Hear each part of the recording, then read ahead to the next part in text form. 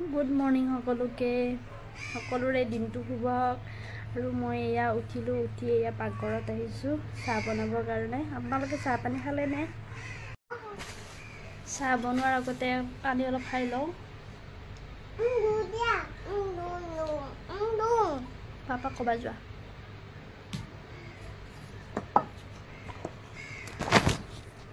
এতিয়া চাহ বনাওঁ, কি বনাওঁ দেখাম ৰ'ব আপোনালোকক।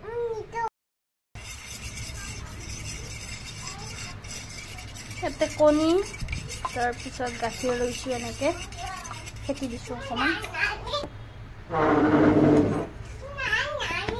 এয়া ব্ৰেড।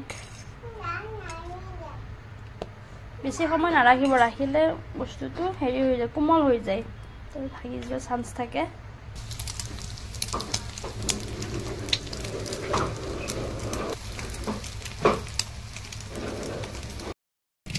হৈ গ'ল।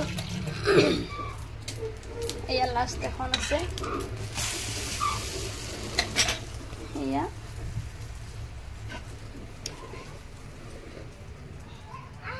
হৈ গ'ল।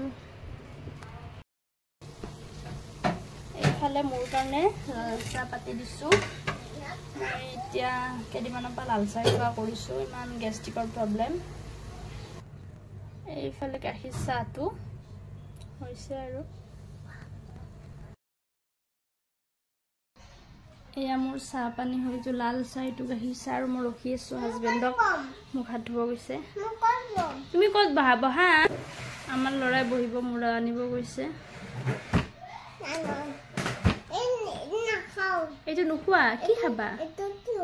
এইটো চাহ হয়, এইটো চাহ কি হয়? এইটো গাখীৰ। অঁ, এইটো পাপাৰ পানী, সেইটো পানী খাব পাৰিবা দিয়া, ফিল্টাৰৰ পানী। এতিয়া কেনেকুৱা লাগিছে? হাতেৰে দেখাই দিয়া। টেষ্টি।